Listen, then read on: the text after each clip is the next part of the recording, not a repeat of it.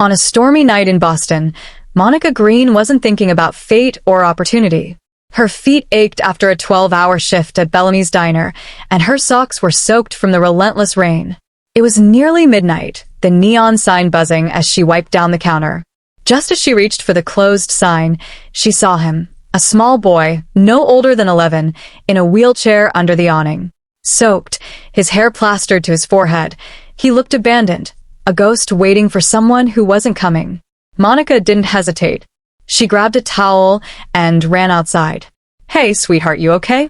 What are you doing out here?" she asked, crouching beside him. He flinched, then met her gaze with wide blue eyes. "Waiting for my dad," he whispered. Monica scanned the empty street. Nothing but the glow of a pawn shop and tires slicing through puddles. "How long?" she asked. He shrugged. "A while." "You're not staying out here," she said, pushing him into the diner. The air smelled of toast and coffee. She sat him by the radiator, wrapped him in a towel, and handed him warm water. "I'm Monica," she smiled. "What's your name?" "Caleb," he replied shyly. She grinned, heading to the kitchen. 10 minutes later, she served her best comfort meal, a grilled cheese sandwich and tomato soup, just like her grandma made. Caleb's eyes lit up after one bite. "This is the best thing ever," he said. Monica laughed, but her chest tightened. He was too young to look so tired, too small for such sadness. Across the street, in a black Mercedes-Benz, Ethan Walker watched. A billionaire CEO of Walker Innovations, he was ruthless, efficient, and unshakable. But tonight, he wasn't thinking of boardrooms. He'd left Caleb to wait nearby during a Tokyo investor call, promising just a few minutes. An hour later, he returned to find his son cold, wet, and alone, until Monica knelt beside him, offering kindness without knowing who he was. Ethan wasn't used to that. In his world, kindness had strings. He called his assistant. "Vanessa, Bellamy's Diner, 20 minutes. No suits. Find out everything about Monica Green." Then he hung up. Inside, Monica refilled Caleb's soup, teasing him about his messy eating. Caleb's laugh, a bright, rare sound, lit up the booth. Ethan, still watching, felt his jaw tighten. He hadn't heard his son laugh like that in months. Monica had unknowingly entered his world, creating a debt he didn't believe in. Days later, Monica stood in Walker Innovations' towering lobby, marble floors reflecting power suits. She felt out of place, a former diner worker among corporate giants.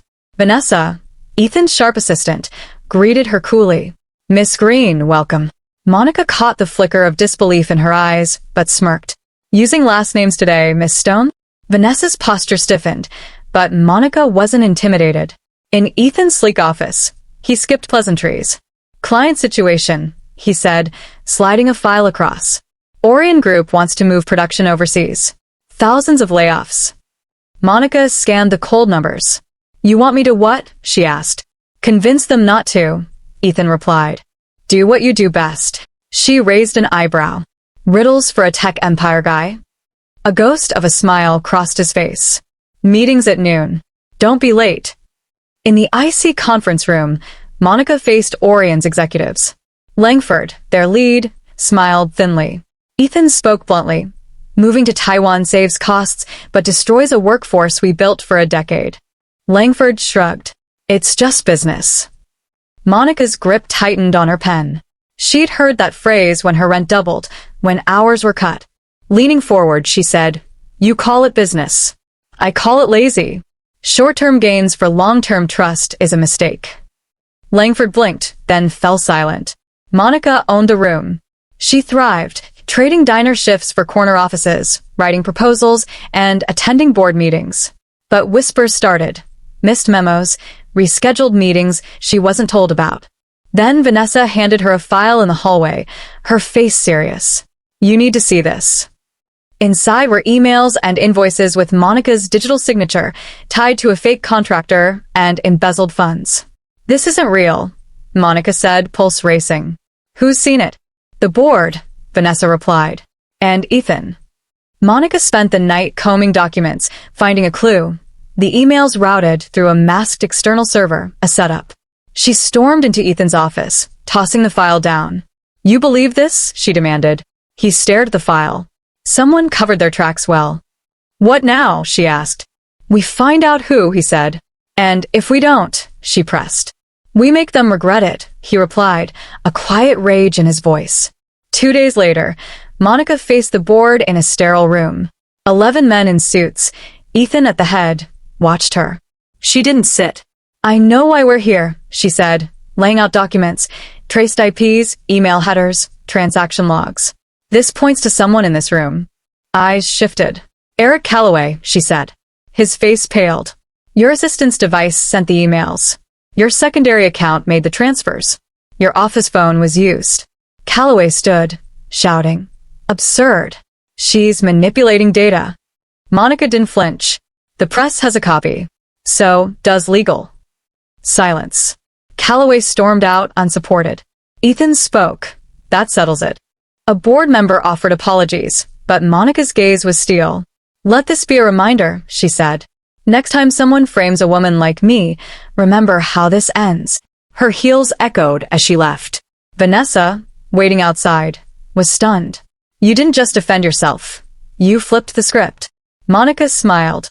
"Damn right." Monica didn't celebrate with champagne. She launched a task force for diversity policies, a labor reform initiative, and a mentorship program for underserved youth. Ethan gave her more control, stopped second-guessing, and listened. He also spent more time with Caleb, whose smile grew brighter. Monica became family to him. A year later, the Walker Foundation Community Center opened, offering programs, training, and meals served with kindness. At the ribbon cutting, Caleb, taller and confident, grinned at Monica. "Remember the sandwich?" he asked. She laughed. "Never forget it." He admitted, "I was scared that night. Thought I was invisible. Then you saw me." Monica's heart swelled. "And look at you now, visible, valued, unstoppable." Ethan watched, his expression soft with pride. Years later, Monica's legacy wasn't her diner job or lack of a degree. It was how she reshaped a system, turned a sandwich into a second chance, and faced giants with truth. At the Green Walker Foundation dedication, she spoke to hundreds. "I used to think power was titles or paychecks. But real power is seeing someone, especially when they feel invisible." Caleb clapped wildly. Ethan, in the back, smiled quietly. Sometimes, revenge isn't destruction. It's becoming what they never believed you could be.